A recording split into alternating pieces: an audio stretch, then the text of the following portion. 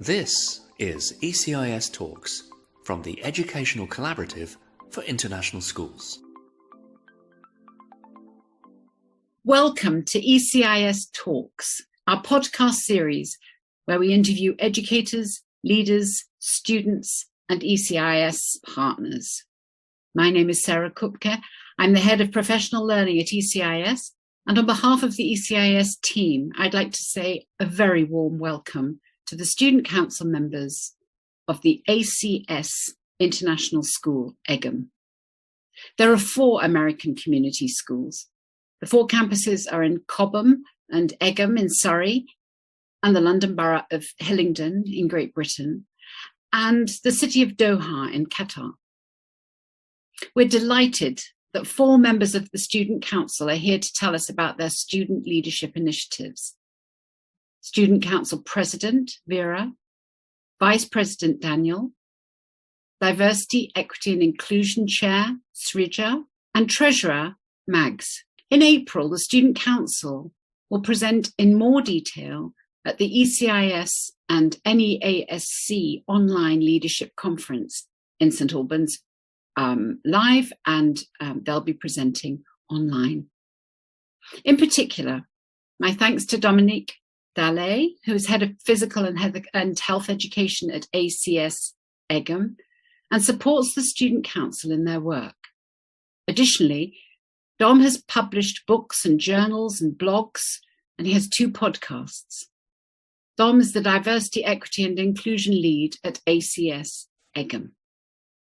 So, Vera, Daniel, Srija and Mags, please set the context for your student leadership initiatives by taking us through some of the different issues that you yourselves face with diversity, equity and inclusion, and how student voice has played a role in your developing your DEI charter in your school.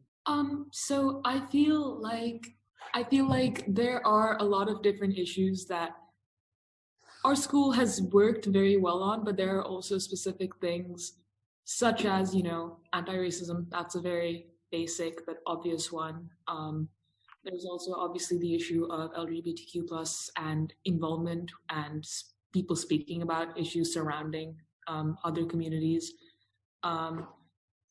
Generally, those 2 are the things that we've mainly been focusing on as of right now, along with gender equality and stuff like that. But yeah, I'd say those are the main focuses, at least for the Student Council, in terms of DEI as of this moment right now. One of the things that we've started this year, which I think is really beneficial, are these advisory sessions where some members of the Student Council talk to people about different issues. This month, or in January, me and Mags actually talked about the LGBTQIA community and different terms and just basic information to help educate people about the community and bring more awareness to lead to more equality or less discrimination or microaggressions. We also have another one coming up in March about gender equality, and another one sometime in April, May, about disabilities. Yeah, so that's basically that. That's fascinating to hear. So you're speaking to large groups or class groups, or who are you speaking to when you? All of high school, really. We do it over Zoom, so we talk to the students and teachers. It's interactive. They get to ask questions. Yeah. And following up from what you're talking about, do you then have, is there any action that comes out of that, or is there any opportunity for people to then follow up? How does that work? There is not a direct action led by the Student Council afterwards.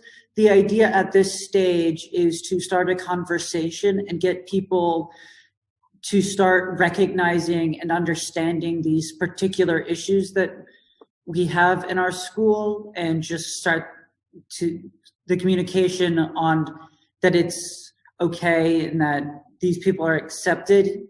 And moving forwards, one of the hope is to go from this stage of information and kind of awareness onto a more action-based program. But at this point in the journey, we have to make sure that our student body is informed of these issues before we try to take too much action. Yeah, because we're really at the beginning of this new stage, as it would usually be treated as isolated cases or be rarely addressed. So it's, as Max said, the beginning of the journey, and we'll soon go on to an action-based program. I love the description of this as being part of a journey, because we're all on part of the journey, right? And at different stages of it, according to our experiences and how we inform ourselves. So the idea of you working with other students in the school on these various different aspects of DEIJ is very exciting to hear. Could you talk about some of the school events that you've also worked on? I believe you've been instrumental in putting together Black History Month, for example, and Pride Month, if I'm correctly informed, and United to Change and Inspire. Can you tell us a little bit about those events? Yeah, I will just briefly introduce some of the stuff we did this year. I will let everyone else speak about specifically what we've done, because I think everyone has had a very instrumental role here. I wouldn't want to talk over anyone in this case. And then we'll come back and I can talk about some of the things that we did last year as well. So just, I guess, starting with... Okay. So for Black History Month, I started a competition and I got a lot of help from my student council for, it's an art competition about Black History Month, where students could submit artwork, either like visual arts or story or any form of art, to help or to symbolize like Black History Month, either about the struggles faced by African Americans or just the history about it. Yeah, it was, yeah. And for Black History Month as well, we had the raffle. It was the second time we did the Black History Month raffle, which relied basically on doing the draw of the raffle, but all with prizes from local Black-owned businesses. And then all the money that we would fundraise would go onto a local charity called Blueprint for All that has a really long-term structural approach towards education to marginalized people of color here in the UK. And it's that like this structural long-term approach that we have, that they have, that we were really interested in on them, and it helped us also to partner up with ECIS, which is United to Change and Inspire, last year, as they had a talk last year with the students, also from other ACS. Yeah, so sorry. Basically, this was an activity, unfortunately, we haven't started again this year. I'm hoping we'll be able to bring it back. But last year, the Student Council was able to organize meetings with this group, ECIS, which is a very, very cool anti-racist group formed here in the UK after the major rippling impacts that the BLM movement had in the US that emerged here as well. And we were very lucky to have a couple of meetings with them. And then we were able to host a webinar with ECIS, which was broadcasted across all ACS campuses, and essentially was kind of, it showed them it tried to help show the campuses, their mission, what their aims are, what ACS is trying to do in partnership with them to try and improve our DEI stance, and as well, it allowed people to ask questions, which I thought was really very cool and very important. Yeah. And in terms of Pride, it's not Pride Month yet here in the UK, but last year we were also able to do some fundraising for that, but that's not something we managed to do yet, but we hope to. Fantastic, thank you. So with this work that you're doing, I'd like to pose the question, from your perspective, what do you consider to be the essential difference between the statements, "I'm not racist," and "I am anti-racist"? I feel like the first statement, "I'm not racist," is a very deflecting statement, just saying of your own, it's a statement that's deflecting off like, oh, I'm not racist, trying to take off the blame, while saying that I'm anti-racist is not just saying that you don't believe or you don't perpetuate racial stereotypes, but you're actively trying to help others or inform others of these prejudices they might hold and helping others, educating others about it. I would definitely agree with Sridhar. I think a large part of it is down to complacency, and I don't believe that at this point in the way that we've developed in terms of our understanding of what racism is, that it is enough to be just, say that you're not racist. At this point, if you're not, I believe if you let racism occur in the communities and the friendships and just the community you build around you, you are perpetuating racism by, I think, not trying to stop it to a certain degree. So it's that active involvement and that awareness building, right? And looking at our own biases, perhaps, which leads me to thinking about a recorded interview that we had, a conversation recently with Margaret Park, where ECIS was in conversation with Margaret Park, who's an internationally influential South Korean woman of colour and school leader. And she made a really interesting statement when she said, this work, the DEIJ work, this work starts with critical self-reflection. And I wondered whether that resonates with you, and if so, how? Okay.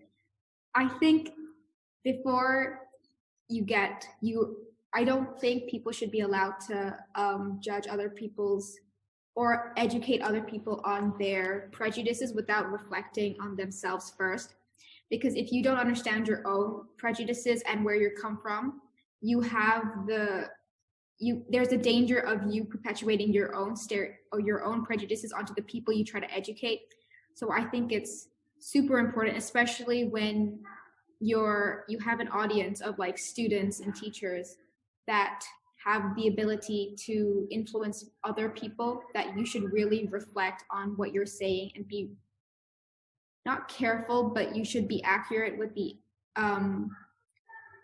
the words and the knowledge that you're like sharing, and make sure that it's genuinely like you're trying to share the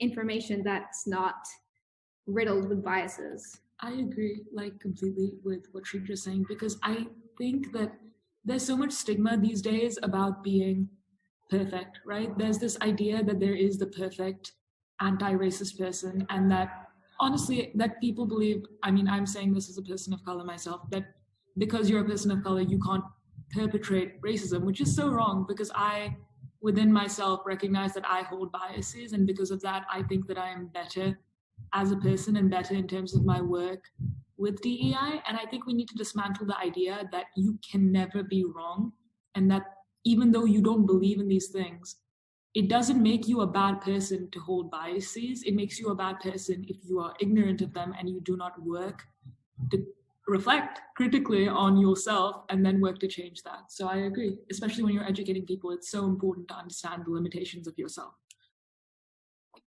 Lovely, thank you.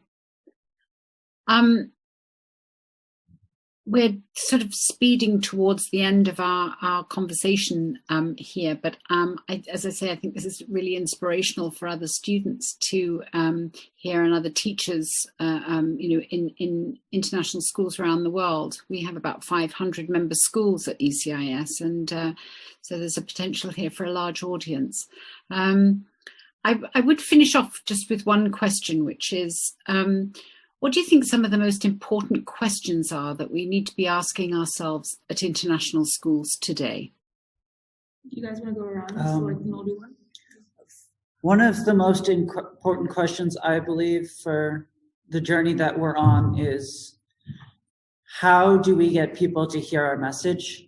Because we currently are in the stage of trying to inform people of what we're trying to do. We're trying to establish a voice to try and educate people.